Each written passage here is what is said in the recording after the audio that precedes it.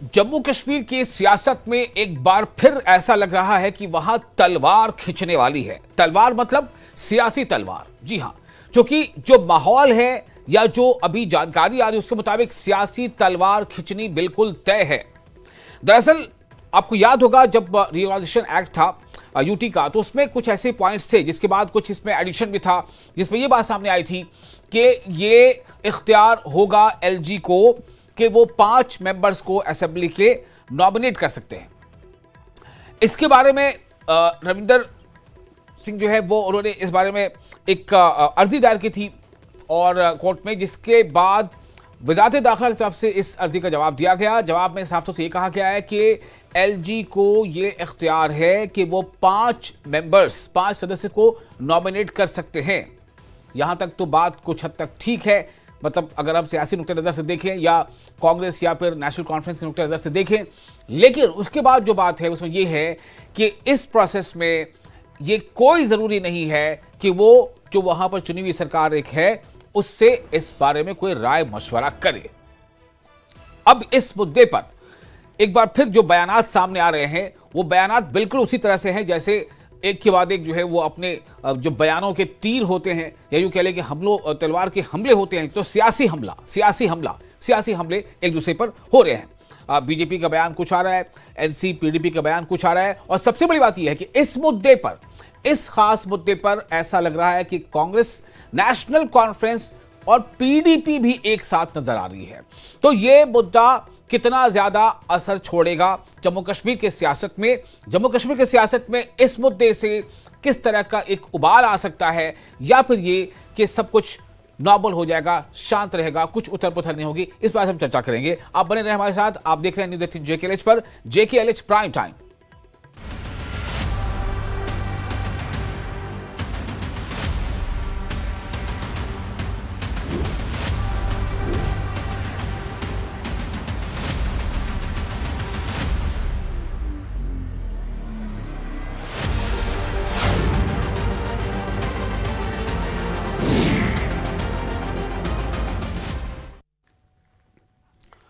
तो आज इसी खास मुद्दे पर चर्चा करेंगे कि दरअसल ये जो 5 सदस्य है, चूंकि 5 सदस्य का मतलब होता है कि अच्छी खासी तादाद है, और अगर इन 5 सदस्यों का नॉमिनेशन होगा तो फिर उनके आगे इख्तियारात क्या होंगे, और क्या जब किसी मुद्दे पर वहां सदन के अंदर वोटिंग हुई तो क्या उनको भी वही राइट्स मिलेंगे, और अगर राइट्स मिलेंगे तो फिर जो मेजॉरिटी और जो माइनॉरिटी का जो संख्या बल हो जाता है उस पर किस तरह का फर्क पड़ेगा, क्या गुणागणित है, क्या भागा है, और सबसे अहम बात यह है कि इससे किस तरह की जो एक सियासी नई जो है बहस शुरू हो जाएगी, और जो जम्मू कश्मीर की जो पार्टियां हैं, चाहे वो नेशनल कॉन्फ्रेंस हो या कांग्रेस हो या पीडीपी हो या उधर दूसरे बीजेपी हो, तो क्या ऐसा लगता है कि इन पार्टियों को कहीं ना कहीं एक इनके लिए एक सेटबैक है? ऐसे कई सवाल हैं जिस पर हम चर्चा करेंगे। हमारे साथ कई खास मेहमान हैं। आज बिना वक्त गवाए मैं उनके पास जाना चाहूंगा। सबसे पहले बता दें हमारे साथ मौजूद हैं आरएस पठानिया, बीजेपी के एमएलए, स्पोक्स पर्सन, ये हमारे साथ जुड़ेंगे। Ravinder Sharma ji, senior vice president Jammu Kashmir और कांग्रेस के ये प्रवक्ता भी हैं, चीफ पर्सन, और रिटायर्ड जस्टिस हसनैन मसूदी जो एमएलए है नेशनल कॉन्फ्रेंस के, सुहेल काज़मी पॉलिटिकल एनालिस्ट। आप तमाम लोगों का बहुत बहुत इस्तकबाल है। सबसे पहले मैं चाहूंगा कि रविंदर शर्मा जी, अगर आप मेरी आवाज सुन पा रहे हो तो आप ही इसे ब्रीफ करें। आप बताएं कि ये मामला क्या था, अर्जी का जो जवाब आया है उससे क्या संतुष्टि मिली है या फिर एक बेचैनी बढ़ गई है?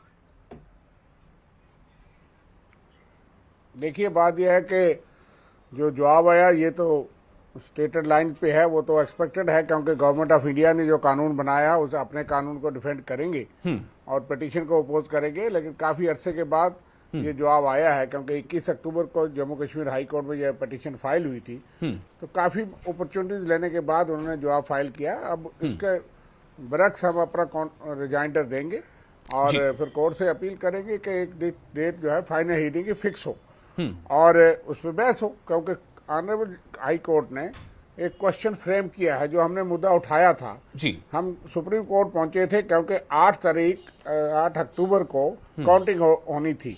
उससे पहले वोटिंग के बाद जी ये शाम और सुबह ही खबर आ गई कि 5 लोग फलां फलां उनके नामजद भी हो गए थे कि बीजेपी के ये लोग होम मिनिस्ट्री से नाम क्लियर हो रहे हैं और लेफ्टिनेंट गवर्नर साहब जो ही गिनती करवाएंगे साथ में ही 5 लोग नामजद कर देंगे जी। कि आसरा ये थी कि भारतीय जनता पार्टी कोई तोड़ फोड़ के साथ कहीं नजदीक पहुंचेगी। अगर 5 लोग नामजद होते तो अगर 43 होते कांग्रेस नेशनल कॉन्फ्रेंस के पास, जब 47 हमारे पास होते, 43 बीजेपी या कुछ और लोगों के पास होते और 5 लोग मिला करके वो 48 हो जाते और एक मेजॉरिटी जिसको मैंडेट मिला वो माइनॉरिटी हो जाती और माइनॉरिटी मेजॉरिटी में हो जाती। और इसीलिए on the day of counting हमने मॉर्निंग ये पिटीशन सुप्रीम कोर्ट में दायर की कि अगर वो सिचुएशन बनती है तो अर्जेंट मेंशन करके हम इस पे बहस करवाएंगे कि ये काम रोका जाए कि मेजॉरिटी जो मैंडेट से आई है उसी को बनाना दिया जाए, मेजॉरिटी को माइनॉरिटी में ना बदल दें। लेकिन चूंकि अर्जेंसी नहीं रही, ये बाद में लगा और सुप्रीम कोर्ट ने हमको इजाजत दी। हमने वो मुद्दा यहाँ उठाया कि ये कानून जो है ये कॉन्स्टिट्यूशन की बेसिक स्पिरिट के खिलाफ है, basic structure of the constitution के खिलाफ है कि आज 5 हैं कहीं 7 होंगे और फिर जो है आप तो मैंडेट का या डेमोक्रेसी इलेक्शन का मतलब नहीं। और इसलिए ये हमारी बेसिक बुनियादी जो है वो है कि this is against the basic structure of the constitution और डेमोक्रेसी स्पिरिट के खिलाफ है। जो क्वेश्चन हाई कोर्ट ने दोनों तरफ को सुना 1 घंटे तक, इसमें senior supreme court lawyer doctor Abhishek Manu Singhvi, दूसरी तरफ से सुप्रीम कोर्ट लॉयर जो गवर्नमेंट की तरफ से तुषार मेहता जी को सुनने के बाद कोर्ट वॉज कन्विंस्ड के देयर इज ए पॉइंट और उन्होंने इसको एडमिट किया और क्वेश्चन फ्रेम किया कि क्या ये प्रावधान जो 15A 15B जो रीऑर्गेनाइजेशन एक्ट में डालेंगे क्या ये बेसिक स्ट्रक्चर के खिलाफ है। और उस पर अब बहस होगी, जवाब इस तरफ से आएगा, हम भी जवाब रिजाइंडर फाइल करेंगे और अल्टीमेटली इस चीज पे फैसला होना है कि क्या ये कानून जो है वो सही है, ये रीऑर्गेनाइजेशन एक्ट में एक बेसिक स्ट्रक्चर ऑफ कॉन्स्टिट्यूशन के खिलाफ है, जो सही है। और आज जो जवाब आया है वो स्टेटेड लाइन पे है। हम चाहते थे उनका जवाब आए ताकि हम उस पर बहस कर सके कि पता लगे गवर्नमेंट ऑफ इंडिया वो कहाँ खड़े हैं और हमको पता था। बाकी सेकंड राउंड में बताऊंगा। ठीक है, अगर आप और सुनना चाहते हैं तो हमारा ये है जी। रविंदर जी, आपको हमने सुन लिया। देखिए बात यह है कि आप हमसे बने रहे जी। मैं जरा फर्स्ट रिएक्शन ले लेता हूँ। Retired justice Hasan Masoodi MLA है नेशनल कॉन्फ्रेंस के। चूंकि अभी ये मामला कोर्ट में बहस भी हुई है और मसूदी साहब भी काफी तजुर्बा रखते हैं कोर्ट की हेयरिंग्स का, चूंकि जज भी रह चुके हैं।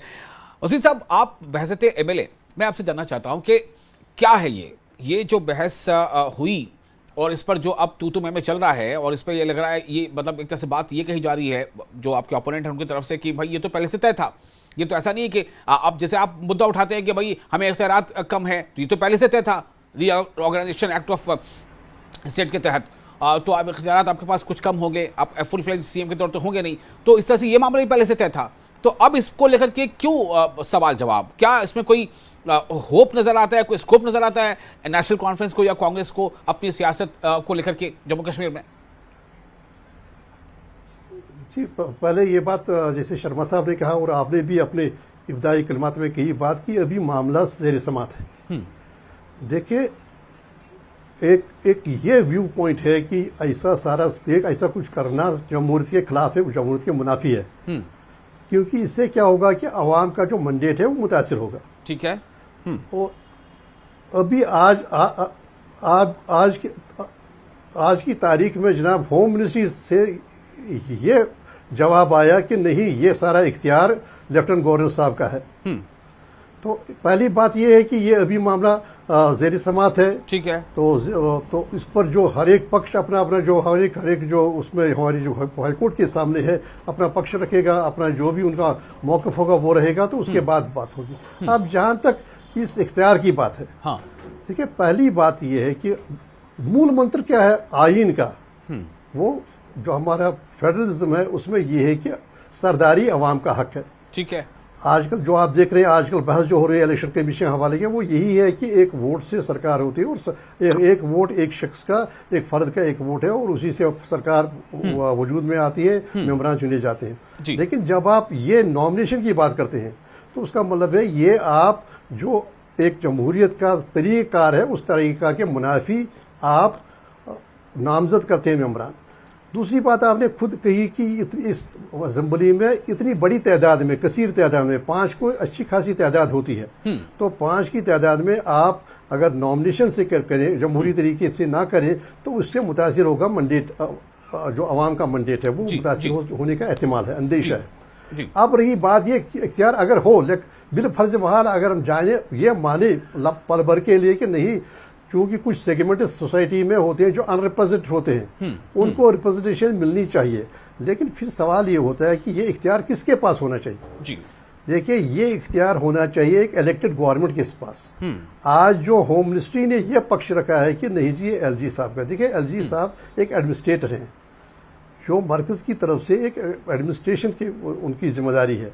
जबकि ये मामला जो है, जो नॉमिनेशन का मामला है जी। ये जो मेंबर नामजद करने का मामला है, हाँ। जाहिर सी बात है वो आम मेंबरान की तरफ ऐसे ही उनके इख्तियारात होंगे जैसे आम मेंबरान के जो इलेक्टेड हों। तो ये इख्तियार है एक इलेक्टेड गवर्नमेंट का। वो इलेक्टेड गवर्नमेंट ये देख ले कि अगर बिल फर्ज महाल अगर ये कहा जाए कि सवाल नहीं, ये सवाल सारा तो यही है आईन ना, के मुताबिक है। सवाल तो यही है कि ये इलेक्टेड गवर्नमेंट का इख्तियार है, ये कौन तय करेगा?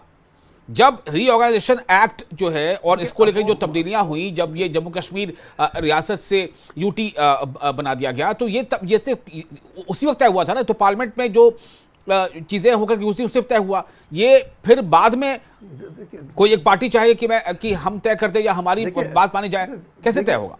देखिए आज की तारीख में एक इलेक्टेड गवर्नमेंट है जिसके पास अवाम का मंडेट है और ऐसे फैसले करना है जो आईनी नवीयत के फैसले हैं। ये हक है, ये इख्तियार है इलेक्टेड गवर्नमेंट का, न कि एक नॉमिनेटेड अथॉरिटी का जो महज एक एडमिनिस्ट्रेटर है। और ये जो फैसला है ये नॉर्मल एग्जीक्यूटिव फंक्शन की उसमें अहाते में नहीं आता है। ये नॉर्मल जो day to day executive function है, अगर एलजी साहब एडमिनिस्ट्रेटर साहब यहाँ के चलाए अपनी जो भी उनके बिल्कुल स्पेसिफाइड एरियाज हैं। लेकिन ये जो इख्तियार है, ये इख्तियार तो देखिए कहीं ना कहीं ये आईनी इख्तियारात को छूता है। और इस यहाँ पर मंडेट सिर्फ का इख्तियार सिर्फ एक इलेक्टेड गवर्नमेंट का है। दूसरी बात यह है कि अगर इलेक्टेड गवर्नमेंट का हम कहेंगे कि नहीं होगा, जैसे आपने खुद भी अंदेशा पहले भी जब आपने शुरू की बहस की, तो ये आप एक अनएलेक्टेड नॉमिनेटेड शख्स को ये आप इख्तियार अगर देंगे तो उसका मतलब है कि आप आवाम का जो मंडेट है उसका मुतासिर होने का अंदेशा है।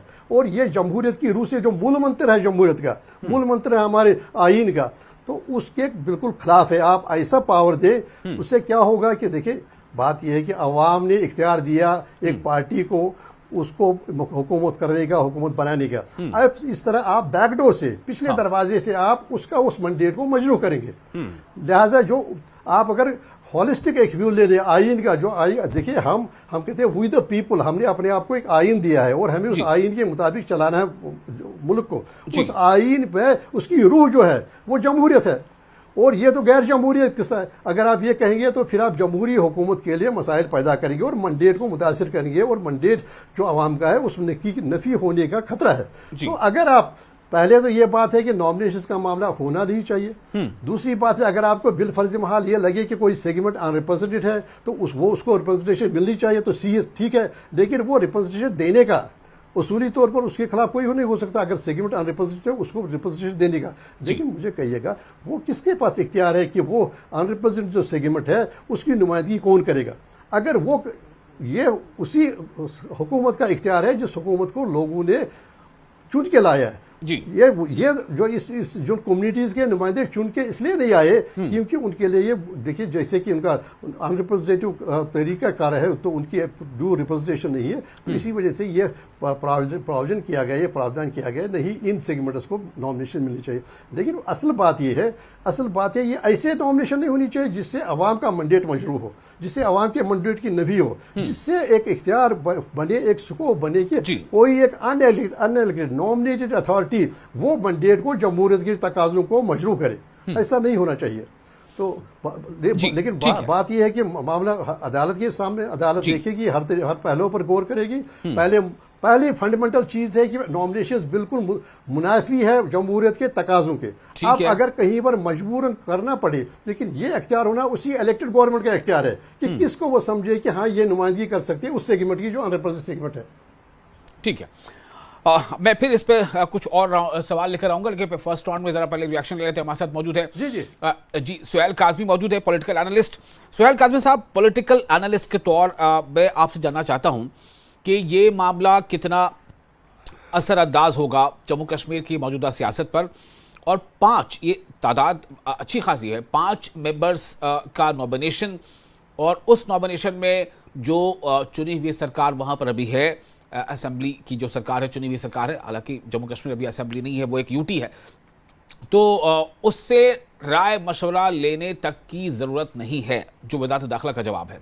तो आप कैसे देखते हैं इसे? ये एक पूरे डेमोक्रेटिक सेटअप में जहां पर आवाम जो है वो अपना हक इरादे का इस्तेमाल करते हुए एक सरकार को मुंतखब करती है, तो ऐसी जो चीज़ें जब सामने आती हैं तो उसका असर क्या आप देखते हैं?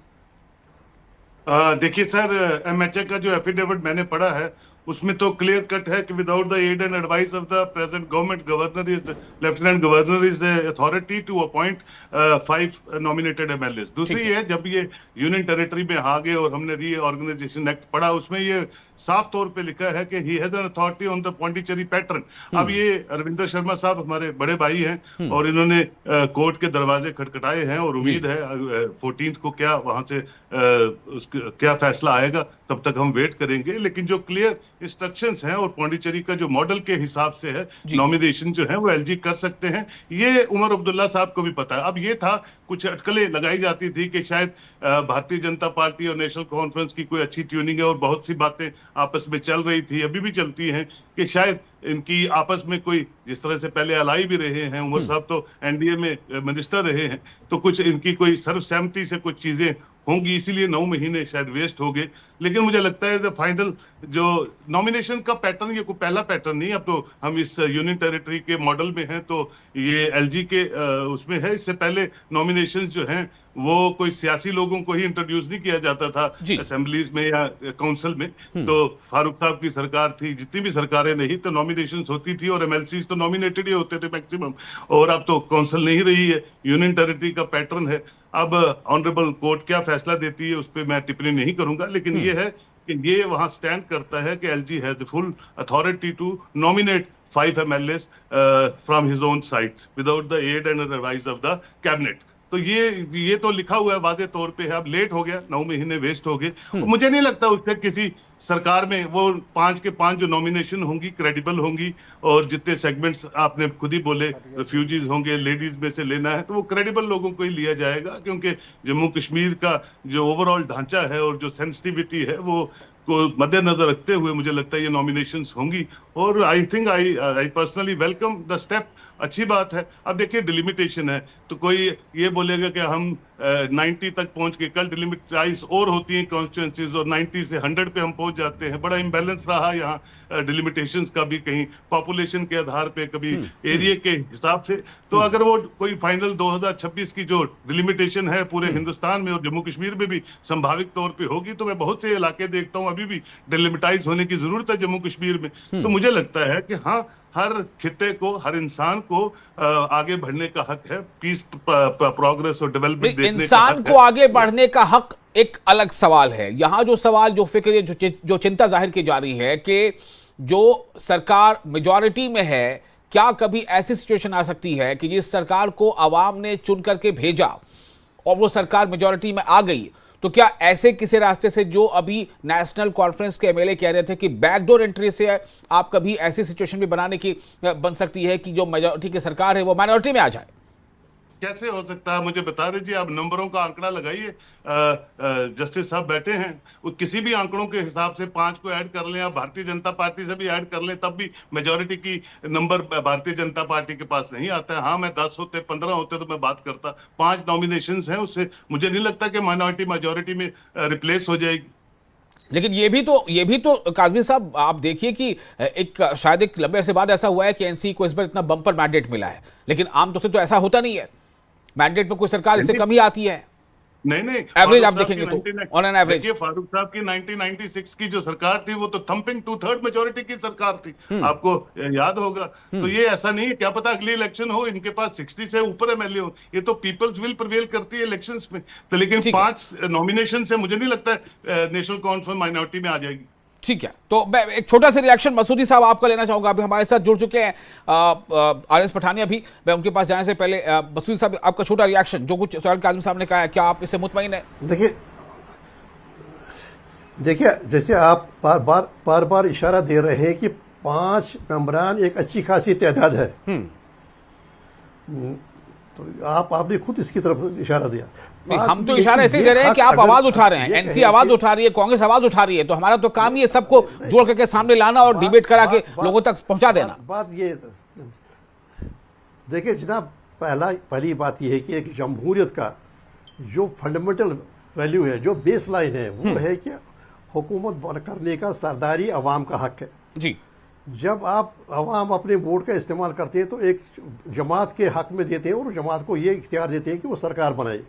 अब अगर ये एक नॉमिनेटेड जो अथॉरिटी है, देखिए एलजी साहब कोई इलेक्टेड नहीं है, एलजी साहब नॉमिनी है होम मिनिस्टर के। अगर उन्हीं को ये इख्तियार दिया जाए तो क्या इसका अंदेशा नहीं, एहतिमाल नहीं है कि जो मैंडेट है अवाम का, उस मैंडेट को कभी भी मजरू किया जा सकता है, उस पर कभी भी उसको मनफी सिमत में लिया जा सकता है। अब देखिए हमें यह समझना चाहिए कि फंडामेंटल प्रिंसिपल आईन का क्या है। अब आप देखेंगे ये अगर हम कहें कि ये सेगमेंट्स अनरिप्रेजेंटेड है, दूसरा सवाल ये पैदा होता है कि आखिर इन अनरिप्रेजेंटेड सेगमेंट्स को इनको रिप्रेजेंटेशन देने का इख्तियार किसका है। इस वक्त इन प्लेस है एक इलेक्टेड गवर्नमेंट जिसके पास एक मेजॉरिटी है, 50 से ज्यादा उनके पास मेंबरान है। तो उसका इख्तियार है कि वो ये देखे कि इन सेगमेंट्स में से किसको नॉमिनेट किया जा सकता मतलब है। आप ये कहना चाहते हैं कि वो जो है मेजॉरिटी ऑफ द अवाम का की तर्जुमानी कर रहा है, वो जो सरकार है अभी फिलहाल। आप देखिए अगर जनाब, अगर पार्लियामेंट में भी आपको अनरिप्रेजेंटेड को, जैसे हमारे पास प्रोविजन है कुछ कम्युनिटीज को रिप्रेजेंटेशन देने का, उस वक्त भी राष्ट्रपति जी जो सरकार होती है वो चुनी हुई सरकार की सिफारिश पर ही नॉमिनेशन करते हैं, खुद नहीं करते हैं। ठीक है, देखिए बात ये है मसूदी साहब, एक बार आप हमारे साथ बने रहेंगे, रविंदर जी भी बने हुए हैं, आरएस पठानिया हमारे साथ मौजूद है। पठानिया साहब, सवाल उठ रहे हैं और सवाल यही है, आपने सुना, आप समझ गए होंगे कि 5 मेंबर्स, और उसमें सबसे बड़ी बात यह है कि जो मौजूदा चुनी हुई सरकार है, एक पैरेलल गवर्नमेंट जो वहां पर चुनी हुई सरकार है, उमर अब्दुल्ला की सरकार है फिल वक्त, तो उस सरकार से राय मशवरे तक भी नहीं लेना और 5 मेंबर्स को उसमें इंडक्ट कर लेना, जबकि ये जो सरकार, ये चुनी हुई सरकार है, मैंडेट के साथ आई हुई सरकार है, और इससे मशवरा तक नहीं लेना। एतराज इस पे हो रहा है कि आगे चलकर कभी इसका जो है एक मैंडेट को ये मुतासिर कर सकता है, प्रभावित कर सकता है जो अवामी मैंडेट है उसको। साहब, आपने बड़े तफसील के साथ, बड़ी डिटेल के साथ, बड़े पेशेंस के साथ अपने ओपिनियन सुन रहा था। उन्होंने अपनी ओर से अपना पार्टी का और अपना पर्सनल व्यू पॉइंट भी रखने का कोशिश की। वो बड़े वाकई में एक एक्सपर्ट भी हैं अपने पॉलिटिकल साइड पर, कॉन्स्टिट्यूशनल साइड पर, संवैधानिक साइड पर, लेकिन डायरेक्ट टेक अवेज हैं आज के उसके।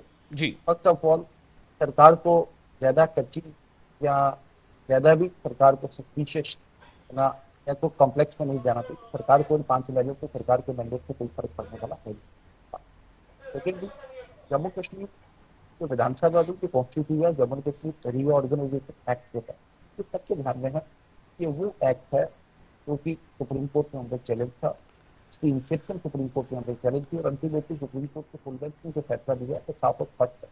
So this act has the support, it has the mandate of both the houses of the parliament and the full bench of the Supreme Court also. तो तीसरा, जब एक्ट नॉमिनेशन की बात करता है तो ये तो नई चीज नहीं है।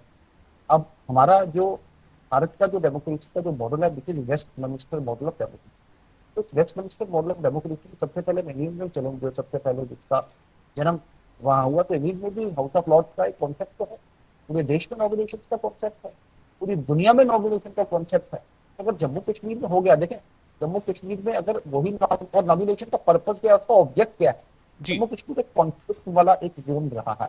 तो कुछ ऐसी कम्युनिटी, कुछ ऐसे लोग जो इस कॉन्फ्लिक्ट जोन में एक चुनाव के रंबल और टंबल से जीतने में सक्षम नहीं है, मान लीजिए रेफ्यूजीज है, वो लोग जिन्होंने उस वक्त पाकिस्तान की सिचुएशन स्थिति को रिजेक्ट करके एक सेक्युलर डेमोक्रेटिक भारत का पार्ट लिया और पिछले 6-7 दशक वोट तक नहीं डाल पाए कभी आज तक, और जिनको अगर नुमाइंदगी उनकी अगर आवाज सुनी जा रही है विधानसभा के पटल पे, या महिलाएं जिनको शादी के बाद जिनका एक यहाँ पे राइट टू प्रॉपर्टी यहाँ पे स्नैच किया जाता था, अल्टीमेटली ये कोर्ट ने रिलीफ दिया तकरीबन 50 वर्ष के बाद, लेकिन वो पार्शियल रिलीफ था।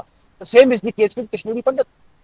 मैं तो कहता हूँ सेकेंड वर्ल्ड वॉर के बाद का सबसे बड़ा दुनिया में एक बहुत बड़ा एक्सोडस अगर उनको रिकॉग्नाइज करके, उनको ऑनर करके, उनकी एक आवाज, उनका एक सुर, उनकी एक मन की बात अगर ऐसे विधानसभा में सुनने की बात की जा रही है, तो मुझे लगता है कि इससे ज्यादा राजनीति का स्कोप है। आप बड़े मन से देखें, house mean which represent to aspiration of people of Jammu and Kashmir holistically as a whole. इस होल में, इस हाउस में इनकी भी आवाज सुनी जाए, इनकी बात की जाए, इनके मन की बात बताने वाला और इनके मन की बात सुनने वाला कोई आदमी हो, वो लोग जो एक इस कॉन्फ्लिक्ट जोन की वजह से एक बहुत पिछड़े रह गए, बहुत नुकसान उठाया, बहुत इनजस्टिस हुआ। माननीय जज साहब अभी कॉन्स्टिट्यूशन की बात कर रहे थे। देखें, राइट टू इक्वेलिटी एक बेसिक प्रिंसिपल है फंडामेंटल राइट्स का, but equality can not be administered among unequal. जो लोग आपस में अनइक्वल हैं तो उनको बराबर कर देंगे, तो वो बात, इसीलिए ये जो पॉइंट ऑफ नॉमिनेशन या पॉइंट ऑफ रिजर्वेशन का जो कॉन्सेप्ट है, इस नॉमिनेशन से मुझे लगता है शक्ति से ना देखते, पॉजिटिव साइड से देखें, और जम्मू कश्मीर का हाउस एक समावेशी हो, एक सबकी, जिसमें कहते हैं आवाज सुन पाए, इसी मंशा के साथ ही एक्ट रखा गया। आप सब भी इसका वेलकम करें और इसके नेगेटिव मत करें, नेगेटिव पॉलिटिक्स मत करें, ये मेरा परम अनुरोध है। ठीक है। तो अब सवाल ये पैदा होता है कि इस पे आगे अब क्या हो सकता है, क्योंकि रीजॉइंडर फाइल करने की बात सामने आ रही है। सुहेल काज़मी साहब, मेरा सवाल एक छोटा सा सिर्फ यही है कि क्या ये मुद्दा अब अभी एक और उन्हीं चंद मुद्दों जैसा ये भी एक बड़ा मुद्दा बन जाएगा, जैसे अभी स्टेट हेड को लेकर के लगातार अलग अलग पार्टियां प्रोटेस्ट कर रही हैं, मुहिम चला रही हैं, 35A और का मामला सामने आता रहता है, तो ये मुद्दा भी क्या आपको लग रहा है कि ये इम्पैक्ट उस तरह से जोड़ेगा, ये कनेक्ट कर रहा है लोगों को? सुहेल काज़मी साहब, नहीं, मुझे लगता नहीं है ये मुद्दा कोई मुद्दा बनेगा। ये सबको पता है, और उमर साहब को भी पता है, फारूक साहब को भी पता है, जितने भी यहाँ कांग्रेस के लीडर हैं उनको भी पता है कि ये होना ही था, सिर्फ डिलेड हो गया, 9 महीने इसको डिले कर दिया। ये सब आइन में है और सब चीजें हैं, और MHA का एफिडेविट आप पढ़ लीजिए, और सब चीजें उसमें पार्लियामेंट का हवाला दिया हुआ है, सेक्शंस का हवाला दिया हुआ है, सारे लीगल ल्यूमिनरीज है। मैं उनके साथ बहस नहीं कर सकता हूँ, लेकिन मुझे लगता है ये चीजें सब निटिग्रिटीज जो हैं यूनियन टेरिटरी की सबको पता है। और पहले उमर साहब ने कहा मैं इलेक्शन नहीं लड़ूंगा, इसीलिए उन्होंने कहा मैं इलेक्शन नहीं लड़ूंगा, because he was aware of the facts after reading the constitution of the union territory के इसमें पावर्स कैसी रहेंगी, LG हाउस का क्या रोल रहेगा, लॉ किसके पास रहेगा, होम किसके पास रहेगा, और नॉमिनेशन जो है का पैटर्न भी क्या रहेगा। अब इसको मुझे लगता नहीं इस पे कोई टूल या इस पे कोई बहस बनेगी, और बहुत से मुद्दे हैं, बिजनेस रूल जल्दी आए। और वो हसनैन मसूदी साहब, क्या ये मुद्दा जो है, ये मुद्दा ऐसा कोई मुद्दा नहीं है जिस पर एक अवामी बेदारी और अवामी इसमें हिमायत मिल सके? क्योंकि कोई भी मुद्दा जो पॉलिटिकल पार्टी उठाती है, जब तक उसको अवामी हिमायत नहीं मिलती है, तो वो मुद्दा जो है वो बहुत कारगर साबित नहीं होता। आप इसे कैसे देख रहे हैं? ये बिल्कुल एक मुद्दा है। मुद्दा ये है कि हम एक जो LG साहब का इख्तियार महज एक एग्जीक्यूटिव और पावर का है, वो ये जो हमारा ये नॉमिनेशंस की बात है, ये तो कहीं कहीं इसकी सरहदें आइन के साथ मिलती है। अब देखिए, जो भी इस वक्त प्रैक्टिस है पार्लियामेंट में है, देखिए कई सेगमेंट्स को, कई शख्सियात को नॉमिनेशन मिलती है, और वो नॉमिनेशन इलेक्टेड गवर्नमेंट का ही इख्तियार है, राष्ट्रपति जी को उनकी सिफारिश पर वो ऐसा होता है। यहाँ आपने जैसे खुद कहा कि यहाँ पर कंसल्ट करने की भी कह रहे हैं, जो होम मिनिस्टर का जो एफिडेविट है या रिप्लाई है, उनका ये कहना है कि कंसल्ट करने की भी जरूरत नहीं। आप देखिए, एक इलेक्टेड गवर्नमेंट है जिसका मैसिव मैंडेट मिला है, और उसका ये इख्तियार आप कहेंगे कि नहीं, उसका इख्तियार नहीं, बल्कि एक नॉमिनेटेड अथॉरिटी का है, जो नॉमिनी है होम मिनिस्टर के, जिनका सिर्फ इस हद तक महदूद है कि वो एग्जीक्यूटिव ऑर्डर मामले में अपना ऑर्डर निकाल सकते हैं। उसके ये आईनी जो मामला है, ये मेरी राय में ये हक है, ये इख्तियार है एक इलेक्टेड गवर्नमेंट का। दूसरी बात, ये मुद्दा रहेगा चर्चा में। देखिए, अगर आप अब चूंकि ये अदालत के सामने है, आप जानते हैं ये बहस का मौजू होगा आने वाले दिनों में, जब तक अदालत इस पर जो बहस नहीं सुनेगी, रिजॉइंडर फाइल नहीं होगा और बाकी जो भी मामला हो। लेकिन एक मुद्दा है, क्योंकि आप डिप्राइव कर रहे हैं, आपको यहाँ पर एक चांस बना रहे हैं कि मजरू हो, अवाम का मैंडेट मजरू होने का कहीं ना कहीं अंदेशा है, जो इस वजह से है। लेकिन जब एक इलेक्टेड गवर्नमेंट इन प्लेस है, जिस मैसिव मैंडेट के साथ है, तो होना चाहिए इख्तियार, जब जो अनरिप्रेजेंटेड सेगमेंट्स है उनको रिप्रेजेंटेशन देने का इख्तियार इलेक्टेड गवर्नमेंट का होना चाहिए। जैसे बाकी जो मामला थे पार्लियामेंट में या मरकजी सरकार में, इसी तरह यहाँ भी this rightfully belongs to this power belongs to the elected government with this massive mandate, न कि एक नॉमिनेटेड अथॉरिटी को जो कि एक नॉमिनी है होम मिनिस्ट्री का, और वो कहेगी कि यहाँ पर कौन, यहाँ का लेजिस्लेचर कौन चलाएगा, कैसे चलेगा, कैसे होगा। ठीक है। तो अब देखते हैं आगे क्या होता है। और आपको बता दें कि हमने इस डिबेट की शुरुआत सबसे पहले रविंद्र शर्मा जी से की थी, जो कि वही जो है उन्होंने ही पिटीशन दायर की थी, उन्हीं के पिटीशन में ये तमाम चीजें आगे सामने आई हैं। और उनका कहना है कि वो तय समय पर रीजॉइंडर दाखिल करेंगे, यानी उनको लगता है कि इस मामले में अभी होप है। और जिस मोटो के साथ उन्होंने ये पिटीशन दायर की थी, जिस पर होम मिनिस्ट्री ने हाईकोर्ट में जवाब दाखिल किया है, तो उनका ही कहना है कि वो तय समय पर रिजॉइंडर दाखिल करेंगे। देखते हैं आगे इस पर क्या और बात सामने आती है। फिलहाल आप तमाम मेहमानों का बहुत बहुत शुक्रिया, आपने अपना कीमती वक्त दिया, और आप तमाम नाज़रीन का भी शुक्रिया कि आप न्यूज़ 18 JKLH से बने रहे। तो हमें दें इजाजत और आप बने रहें न्यूज़ 18 JKLH के साथ।